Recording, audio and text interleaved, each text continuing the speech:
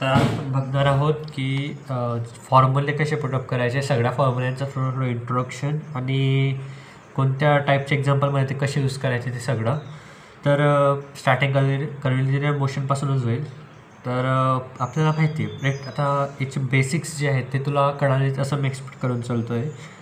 तर first formula असतो आपला. तर कलिनियर मोशन म्हणजे दोन पार्ट्स असतात, एक क्लिअर कंपोनेंट आणि टँजेन्शियल कंपोनेंट किंवा टँजेन्शियल नॉर्मल कंपोनेंट. तर रेक्टँग्युलर मोशनमध्ये पहिलं आपण काय असतं, पोझिशन वेक्टर म्हणजे काय, आता ते कर्व पाथ फॉलो करतो आहे बरोबर. तर त्या कर्व पाथमध्ये ते ॲक्च्युअली कुठे आहे, कारण की त्याचे दोन कंपोनेंट असतात, एक्स आणि वाय पोझिशन, त्याला म्हणतो आपण पोझिशन वेक्टर. त्यानंतर आता जेव्हा आपण हे एक्सले याला जेव्हा एक्स काय आपलं डिस्प्लेसमेंट, एक्स आणि वाय काय आपलं डिस्टन्स आहे. एक्स म्हणजे एक्स ॲक्सिसचं डिस्टन्स आणि वाय म्हणजे काय, वाय म्हणजे व्हर्टिकल डिस्टन्स म्हणतो आपण त्याला ते. तर जेव्हा आपण एक्सला म्हणजे हॉरिझॉन्टल डिस्टन्सला विथ रिस्पेक्ट टू एक डिफरन्शिएट करतो त्याला आपलं म्हणतं हॉरिझॉन्टल व्हेलॉसिटी म्हणजे व्ही एक्स. आणि जेव्हा आपण वायला with respect to T differentiate करतो त्याला म्हणतो आपण व्हर्टिकल व्हेलॉसिटी, ते असते व्ही वाय. आणि जेव्हा आपण दोघांचं हे घेतो मॅग्निट्यूड काढायचं म्हटलं, टोटल मॅग्निट्यूड काढायचं म्हटलं, तर under root of V X square plus V Y square, ते झालं आपलं व्हेलॉसिटी. त्यानंतर ॲक्सेलरेशन पण ॲक्सेलरेशन काय असतं, डिफरन्शिएशन ऑफ व्हेलॉसिटी, तर विथ रिस्पेक्ट टू टाईम. त्याला काय म्हणतो आपण D V X by D T म्हणजे काय असतो आपला ए एक्स असतो, आणि D V Y by D T काय असतो आपला ए वाय असतो.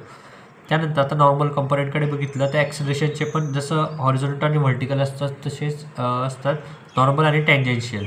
तर नॉर्मल आणि टँजेन्शियलचा नॉर्मल याचा फॉर्म्युला काय आहे, V square upon rho. Rho काय असतं आपला रेडियस ऑफ कर्वेचर, आणि ए टी म्हणजे टँजेन्शियल ॲक्सेलरेशन काय असतं D V by D T. हा जो व्ही आहे आणि हा व्ही हा सेम आहे. फक्त एवढं लक्षात ठेवायचं, जर स्पीड ऑर वेलॉसिटी जर कॉन्स्टंट म्हटलं असेल तर त्याला ए टी आपला 0 असतं. हा मोस्ट टाईमली पॉईंट आहे, हा मार्क करून ठेवायचा. आणि जर ते टोटल ॲक्सेलरेशन आपण असं पण फाइंड करू शकतो, A is equal to A N square plus A T square, आणि इथं पण A is equal to A X plus A X square plus A Y square, हा पण फॉर्म्युला आहे. आता रेडियस ऑफ कर्वेचरचे दोन फॉर्म्युले आपल्याकडे, rho is equal to V X square plus V Y square, त्याचा 3/2 म्हणजे third root upon magnitude of V X A Y minus A X V Y. हा फॉर्म्युला केव्हा यूज करायचा, जेव्हा टाईमबद्दल इन्फॉर्मेशन दिलेली, म्हणजे time is equal to something 3 second 4 second something काय ते दिलेला असला तर मग आपल्याला हा फॉर्म्युला यूज करायचा आहे. आणि आपल्याला जेव्हा टाईम दिलेला नसेल तेव्हा हा फॉर्म्युला यूज करायचा आहे बरोबर. तर या D Y by D x काय हे आपण जेव्हा क्वेश्चनकडे जाऊ तेव्हा सांगतो तुला मी. तर फर्स्ट आपण बघूया फर्स्ट टाईप ऑफ क्वेश्चन कसं असतं याच्यामध्ये. तर फर्स्ट टाईप ऑफ क्वेश्चनमध्ये काय असतं, आपल्याला आहे ना हे दिलेलं असेल, पोझिशन वेक्टर दिलेले असेल, आणि पोझिशन वेक्टरवरून आपल्याला समथिंग काहीतरी व्हॅल्यूज असतील ते काढावं लागतं. इथं काय दिलेलं आपल्या पोझिशन वेक्टर काय आहे, R bar is equal to 6ti plus Y T 4t square जे at instant of time is equal to 3 second दिलेलं आहे आपल्याला. आणि फाइंड काय सांगितलं आहे, ए एन ए टी आणि रेडियस ऑफ कर्वेचर रो. पहिले काय करायचं, comparing with standard equation. Standard equation काय आपलं पोझिशन वेक्टरचा R bar is equal to X I plus Y J. आता एक्स काय दिसतं आपल्याला इकडं 60, वाय काय दिसतं 4t स्क्वेअर. आपण काय करू, या दोघांना डी एक्सला आणि वायला with respect to T differentiate करायचं. मग व्ही एक्स काय येणार आपला D X by D T, आणि D X by D T, मग 60चा डेरिव्हेटिव्ह काय येणार 6 येणार. नंतर व्ही वाय म्हणजे D Y by D T, जर 4tचा स्क्वेअर डेरिव्हेटिव्ह काय येणार 8t बरोबर मीटर पर सेकंड. आणि आपल्याला काय सांगितलं, time is equal to 3 second सांगितले, मग t is equal to 3 second इथं पुट केला, म्हणजे व्ही वाय काय आहे आपली 24 मीटर पर सेकंड, आणि व्ही एक्स आले आपले 6 मीटर पर सेकंड. ठीक आहे. आता याचा टोटल मॅग्निट्यूड म्हटलं म्हणजे काय, तर V is equal to V X under root of V X square plus V Y square. 6चा स्क्वेअर काय, व्ही एक्स काय आपला 6 आहे, 6चा स्क्वेअर येतो 36, 24चा स्क्वेअर येतो 576. मग यांचा जर आपण अंडर रूट म्हणजे स्क्वेअर रूट काढला, यांचं समिशनचा स्क्वेअर रूट काढला तर काय येतो आपल्याकडं 24.73 मीटर पर सेकंड. त्यानंतर आपण जाऊयात ॲक्सेलरेशन काढायचं आपल्याला. तर व्ही एक्स काय आलेला आपला 6 मीटर पर सेकंड, आणि व्ही वाय काय आलेला होता आपल्याला 8t. आता बघ इथं कन्फ्युजन काय होतं माहिती आहे का, आपण V Y is equal to 24 घेऊन टाकतो बरोबर, आणि त्याचा डेरिव्हेटिव्ह घेतलं तर 0. अरे मग ए वाय तर 0 येते, असं नको. तर पुट करताना ही जी व्हॅल्यू असते हीच पुट करायची असते. यात जर मिस्टेक झाली तर मग पुढचा आन्सर पण चुकणार, म्हणजे इथं ए वाय पण 0 येणार आणि एक्स पण 0 येणार. ठीक आहे. सो पुट करताना ही व्हॅल्यू इथं पुट करायची 8t. या सिली मिस्टेक नको व्हायला. तर AX is equal to dVx/dt is equal to 0, कारण की 6ला टी रिलेटेड कोणतीच टर्म नाही आहे. आता Vy is equal to 8t आहे. मग जेव्हा आपण Vyचं डेरिव्हेटिव्ह घेऊ तर 8tचा डेरिव्हेटिव्ह काय येणार, 8 येणार, म्हणजे 8 मीटर पर सेकंड, म्हणजे 10 AY आला आपला 8 मीटर पर सेकंड.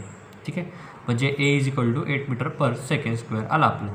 त्यानंतर आता रेडियस ऑफ कर्वेचर. आता बघ इथं आपल्याला काय दिलं आहे, टाईम रिलेटेड इन्फॉर्मेशन दिलेली आहे. मग आपण त्यामुळे कोणता फॉर्म्युला वापरणार, हा वाला जो फर्स्ट आहे आपला rho is equal to VX² + VY² raise to 3/2. हा फॉर्म्युला आपण इथं वापरला. तर मग आता बघ इथं काय VX² VX काय आपला 6 आहे, मग 6चा स्क्वेअर काय येणार, 36 येणार, बरोबर. त्यानंतर VY² काय आपला Vy काय आपला 24चा square 576 raise to 3/2 mod of 6 × 8 किती काय सांगितलं, VX × AY. तर VX काय आपला 6 आहे, AY काय आपला 8 आहे, त्यांचं मल्टिप्लिकेशन. त्यानंतर AX × VY, AX काय आपला 0, VY काय आपला 24, तो पुटअप केला. हे सॉल्व केलं आपण कॅल्सियममध्ये, आपल्याला आन्सर काय आलं, रो इज इक्वल टू 315.41. आता इथं काय मॉड आहे, मॉड असल्यामुळे काय येणार, मायनस व्हॅल्यू जरी असली तरी ती प्लसमध्ये येणार, कारण की काय रेडियस कधी म्हणजे जे डिस्टन्स आहे ते मायनस नसतं आपल्याकडे, त्यामुळे ते आपण नेहमी प्लसमध्ये घेत असतो. त्यानंतर काय आपल्याला पुढचा फॉर्म्युला आपल्याला काय सांगितलं आहे, नॉर्मल अँड टँजेन्शियल ॲक्सलेरेशन. आता बघ नॉर्मल ॲक्सलेरेशन फॉर्म्युला काय आपला AN is equal to V²/ρ. मग V² काय आपला टोटल मॅग्निट्यूड काय आलं आहे 24.73, ते इथं पुटअप केलं. त्यानंतर त्याचा स्क्वेअर अपॉन रोची व्हॅल्यू इथं पुटअप केली, त्याचं आलं 1.93 मीटर पर सेकंड. हे झालं आपलं नॉर्मल ॲक्सलरेशन. टँजेन्शियल ॲक्सलरेशन कसं काढू शकतो आपण, आता टोटल ॲक्सलरेशन काय असतं आपलं, A is equal to AN² + √AN² + AT². मग A काय आपला 8 स्क्वेअर आहे, बरोबर. 1.93 आपण एखादा स्क्वेअरिंग बोथ साईड केलं, त्यामुळे 8² इज इक्वल टू 1.93² + AT². म्हणजे 80 काय येणार, 8² - 1.93चा √. 80 काय येणार मग 7.763. हे झालं आपला फर्स्ट टाईप. आता आपण जाऊया सेकंड टाईपकडे. आता सेकंड टाईपमध्ये काय असतं माहिती आहे का, आपल्याला आहे ना रिव्हर्स उलटं सॉल्व करायचं. सपोज आता इथं कसं आपण आधी डेरिव्हेटिव्ह घेत चालू आहे, आता आपल्याला इथं फर्स्ट इंटिग्रेशन वगैरे लावून आपल्याला ते व्हॅल्यूज काढावं लागतील. तर इथं काय दिलं क्वेश्चन आपल्याला, a curvilinear motion of particle is defined by VX is equal to 25 - 8t and Y is equal to 48 - 30t² at t is equal to 0, x is equal to 0. Find out position, velocity and acceleration. आता पहिले काय given काय दिले आपल्याला, first given काय VX वरून आपण आता काय करू शकतो, AX काढू शकतो, बरोबर. हां, आणि AX काढू शकतो. मग पहिले काय करायचं, याला VXला इथं कन्सिडर करा आपण. VX इज इक्वल टू काय 25 - 8t. तर VXचा फॉर्म्युला काय असतो, dx/dt. मग आपण काय केलं, VXची व्हॅल्यू काय आपल्याला दिलेली 25 - 8t दिलेली, मग ती इथं दिली dx/dt. मग हा dt आपण या साईडला शिफ्ट केला आणि dx तिथंच ठेवला, म्हणजे dx is equal to 25 - 8t dt, बरोबर.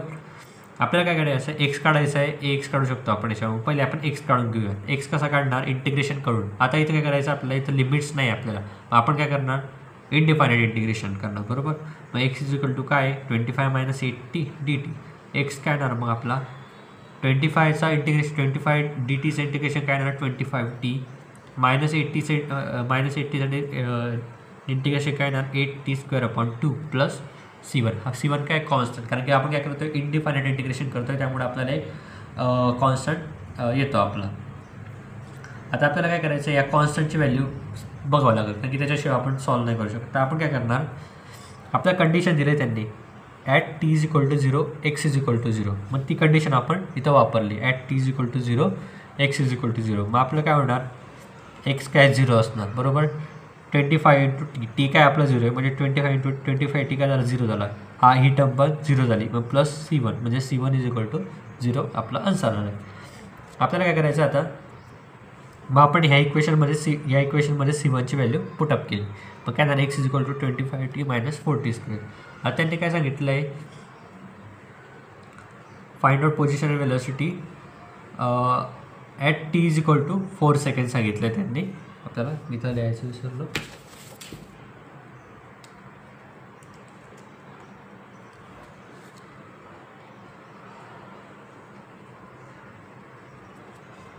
त्यांनी आपल्याला t इज इक्वल टू 4 सेकंडवर त्यांनी पोझिशन, वेलोसिटी अँड ॲक्सलेरेशन काढायला लावले. म्हणजे when t is equal to 4 second मग इथं आपण टीची व्हॅल्यू सबस्टिट्यूट केली, 4 सेकंड सबस्टिट्यूट केलं आपण इथं सगळं. मग इथं काय येणार, x is equal to 25 into 4 100, 4 into t square म्हणजे 4चा स्क्वेअर 64 सॉरी 4चा स्क्वेअर 16 इंटू 4 64 आलं बरोबर. म्हणजे x is equal to 36 metre per second. इथं वाय दिलेलं आहे आपल्याला, तर वायच्या ठिकाणी आपण परत टीची व्हॅल्यू काय केली, 4 सेकंड पुटअप केली. म्हणजे y is equal to 48 minus 3t म्हणजे 16 इंटू 3 48, 16 इंटू 3 48. पण त्यावेळेला वाय इज इक्वल टू काय आलं आपला 0 असला. म्हणजे पोझिशन काय आली, x comma y is equal to 36,0 बरोबर. आता फॉर वेलॉसिटी आपल्याला कॅल्क्युलेट करायची. मग वेलॉसिटी कशी कॅल्क्युलेट करणार, आपल्याकडे व्हीएक्स ऑलरेडी आहे. मग डायरेक्ट इथे आपण इथून व्हॅल्यूज फाइंड केली तर -7 मीटर पर सेकंड करेल. आता -7 कशामुळे आली असेल, एक तर वेलॉसिटी कमी होत असणार, ठीक आहे. आपण असं कन्सिडर करून चालू. इथं क्वेश्चनमध्ये दिलेलं नाही आहे, पण आपण असं मायनस येते त्यामुळे असं कन्सिडर करालो की वेलॉसिटी डिक्रीज होते बरोबर. मग आपण t is equal to 4 second put केला. इथं 25 इंटू 8 इंटू 4 काय येणार आपला 32 25 minus 32 is equal to -7 metre per second. आणि इथं काय दिलेलं आपल्याला वाय दिलेलं आहे. मग आपल्याला व्ही वाय काढायचं आहे. मग आपण काय करणार, वायचा with respect to T derivative घेणार म्हणजे dy/dt. मग is equal to V Y असणार आपलं. मग V Y is equal to -6t when T is equal to 4 second. टीची व्हॅल्यू 4 सबस्टिट्यूट केली आपण. V Y is equal to 24 metre per second. Total magnitude काय येणार मग V X square plus V Y square under root त्याचा. मग V is equal to 49, 7चा square 49, 24चा square 576 is equal to 25 metre per second. आता आपल्याकडे आलं काय आलं, पोझिशन फाइंड केली, वेलॉसिटी फाइंड केला, आता ॲक्सेलरेशन करायचं आपल्याला. तर ॲक्सेलरेशन आपण फाइंड करून घेऊया. तर आपलं हॉरिझॉन्टल ॲक्सेलरेशन काय असतं, ax is equal to dvx/dt. मग आपण ते इथे सबस्टिट्यूट केलं. ax is equal to -8 metre per second square. आणि ayचं काय असतं dvy/dt म्हणजे ay is equal to -6 metre per second square. आता इथं कसं काय आलं, आता बघ vxची व्हॅल्यू काय होती आपली, इथं vxची व्हॅल्यू होती आपली 25 मायनस 8t. याचा डेरिव्हेटिव्ह घेतला तर याचा 0 येणार बरोबर. त्यानंतर -8tचा डेरिव्हेटिव्ह काय येणार 8च येणार फक्त, त्यामुळं -8 मीटर सेकंड. आणि इथं व्ही वायची व्हॅल्यू काय होते आपले -6t. -6चा डेरिव्हेटिव्ह घेतला तर काय येणार -6 बरोबर. ते आलं आपलं. टोटल मॅग्निट्यूड काढायचं म्हटलं a is equal to √ax² plus ay². Direct value substitute केली आपण. 8चा स्क्वेअर 64, 6चा square 36, a is equal to 10 metre per second square. हे झालं आपलं सेकंड टाईप ऑफ एक्झाम्पल. त्यानंतर थर्ड टाईपमध्ये काय असतं माहिती आहे का, आपल्याला आहे ना टाईम दिलेला नसतो. आपल्याला टाईम दिलेला नसताना आपल्याला त्यांनी जे इतर टर्म्स आहेत बाकीचे टर्म्स ते काढून लावलेले असतात बरोबर. इथं या क्वेश्चनमध्ये तू वाचलं तर यामध्ये कुठंच टाईम दिलेला नाही. आपण particle moves along a track which has a parabolic shape with constant speed of 10 metre second square. आता इथं पहिली गोष्ट काय येते माहिती आहे का, ह्यामुळे आपल्याला एक आन्सर भेटून जातं, ते म्हणजे कॉन्स्टंट स्पीड. आता कॉन्स्टंट स्पीडवर मी काय बोललेलो आहे की आपलं जे टँजेन्शियल ॲक्सेलरेशन असेल ते 0 असेल. तर हा एक पॉईंट लक्षात घेण्यासारखा आला. आणि व्ही दिलेला आपल्याला 10 मीटर पर सेकंड बरोबर. The curve is given by, आता इथं कर्वचं इक्वेशन दिलेलं आहे आपल्याला, y is equal to 5 plus 0.3x². Find vx vy and an म्हणजे नॉर्मल ॲक्सेलरेशन काढायला लावलं आहे when x is equal to 2 metre. ठीक आहे. तर आपल्याला काय दिलं पहिले y is equal to 5 0.3x² बरोबर. आपण काय करणार आहे ना, with respect to x derivative घ्यायचा आधी याचा. जेव्हा ते कर्वचं इक्वेशन दिलेलं असेल तेव्हा विथ रिस्पेक्ट टू एक्स आधी डेरिव्हेटिव्ह घेतला म्हणजे dy/dx is equal to 0 plus 0.6x. कारण की 0.3xचा डेरिव्हेटिव्ह काय ना, हा 2 इथं मल्टिप्लाय राहणार, फक्त x उरणार म्हणजे काय ना 0.3 इंटू 2 म्हणजे येणार आपलं 0.6. हे पहिलं इक्वेशन झालं आपल्याला. आपण काय करणार मग आता dy तसा एक्सला या साईडला शिफ्ट करायचं, कारण की एक्सच्या टर्म एक्सच्या साईडला वायच्या टर्म वायच्या. आता वायची एक पण टर्म नाही मग वाय तसंच राहणार. dy is equal to 0.6x dx. आता बघ इथं काय करायचं विथ रिस्पेक्ट, आता आपल्याला काय करायचं vx आणि vy काढायचा ना. आपल्याला विथ रिस्पेक्ट टाईम, जेव्हा आपण डिस्टन्सचा with respect to time derivative घेतो तर तेव्हा आपल्याला काय भेटतं व्हेलॉसिटी भेटते बरोबर. आपण काय करणार विथ रिस्पेक्ट टू टाईम यांचा डेरिव्हेटिव्ह घेणार म्हणजे dy/dt is equal to 0.6x dx/dt. आता dy/dt काय असतं आपलं vy असतं, dx/dt काय असतं vx असतं म्हणजे 0.6x vx आला आपलं vy is equal to 0.6x vx. आता बघ एक्सची व्हॅल्यू काय दिलेली आपल्याला 2 दिलेली, मग तिथं सबस्टिट्यूट केली आपण.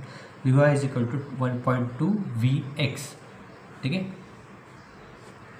म्हणजे आपल्याला y is equal to 1.2 VX बरोबर. आता आपल्याला काय माहिती आहे, आपल्याला काय काढायचं आहे, आपल्याला पहिले या VX आणि वाय काढायचं. आपल्याला V दिलेला आहे 10 मीटर पर सेकंड आणि आपल्याकडे एक फॉर्म्युला आहे मॅग्निट्यूड काढायचा, V is equal to √VX² plus VY². मग तो आपण इथं यूज करू. आता VYची व्हॅल्यू काय 1.2 VX आली बरोबर. मग ती इथं सबस्टिट्यूट केली. VX² कॉमन 1 प्लस 1.44 म्हणजे काय आलं आपलं 2.44 आणि Vची व्हॅल्यू काय आपल्याकडे 10 आहे, पण 10 ती आपण यूज केली म्हणजे √2.44 आणि हा VX आपण या अंडररूटच्या बाहेर काढला म्हणजे VX उरला फक्त. मग हा ही जी टर्म इथं डिवाईडला गेली म्हणजे आन्सर आपल्याला 6.4 मीटर पर सेकंड. मग याच्यावर आपण सिम्पल VY काढू शकतो या इक्वेशन थ्रू. तर मला आपला 7.68 मीटर पर सेकंड. आता त्यांनी काय सांगितलं AN फाइंड करायला लावलं आपल्याला. तर ANसाठी काय लागणार आपल्याला रेडियस ऑफ कर्वेचर लागणार जे आपल्याकडे नाही आहे. आणि मी काय बोललो होतो जेव्हा आपण टाईमबद्दल आपल्याला इन्फॉर्मेशन दिलेली नसेल तर आपण काय करतो हा फॉर्म्युला यूज करतो रेडियस ऑफ कर्वेचरसाठी. कोणता रो 1 प्लस dy/dx² त्याचा bracket 3/2 upon mod of d² upon dx². आपण काय करणार आधी हा फॉर्म्युला आपण इथं घेतला. Rho is equal to 1 plus 0.6x². आता dy/dx ची व्हॅल्यू काय आली ते आपल्याकडं 0.6x. हे बघ dy/dx ची व्हॅल्यू काय आली ते आपल्याकडं 0.6x बरोबर. मग ती आपण इथं यूज केली. ठीक आहे, 0.6x² रेस टू 3/2 आपण d² आपण dx². आता ही टर्मने आपल्याकडे ते मग आपण ही काढून घेतली. dy/dx काय आपला 0.6x आहे बरोबर. याचा डबल डेरिव्हेटिव्ह घेतला तर काय येणार d² आपण ते त्याला फक्त 0.x कारण की एक्सची टर्म मग पूर्णपणे व्हॅनिश होणार. मग परत आपण इथं आलो रो इज इक्वल टू आता एक्सची व्हॅल्यू आपल्याला काय दिलेली आहे 2 दिलेली आहे बरोबर. क्वेश्चनमध्ये एक्सची व्हॅल्यू आपल्याकडे 2 दिलेली म्हणजे काय येणार 1.2 म्हणजे 1 प्लस 1.2चा स्क्वेअर रेस टू 3/2 अपॉन 0.6 आहे. तिथं मॉड आहे. ठीक आहे, मॉडचं सांगितलं तुला मी डिस्टन्स निगेटिव्ह नसणार. मग ही टर्म जर निगेटिव्ह आली तर पूर्ण टर्म आपली निगेटिव्ह होणार त्यामुळे आपण हे यूज नाही करत. ठीक आहे, rho is equal to 2.44 raise to 3/2 upon 0.6 मग याची व्हॅल्यू काय ना 6.35 मीटर म्हणजे AN is equal to V² upon रोची व्हॅल्यू आली आहे आपल्याला 6.35 मीटर म्हणजे AN इज इक्वल टू आपल्याकडे टोटल वेलोसिटीची व्हॅल्यू आपल्याकडे दिली आहे 10 पण 10² upon 6.35 AN is equal to 100 upon 6.35 that is 15.74 metre second. हे आपल्याला झालं. आता इथं टँजेन्शियल एक्सेलरेशन का नाही येणार मी काय बोललो जेव्हा आपण आपले कॉन्स्टंट स्पीड आहे किंवा वेलोसिटी आहे एक्सेलरेशन टँजेन्शियल एक्सेलरेशन 0 असणार. सो हे एक झालं.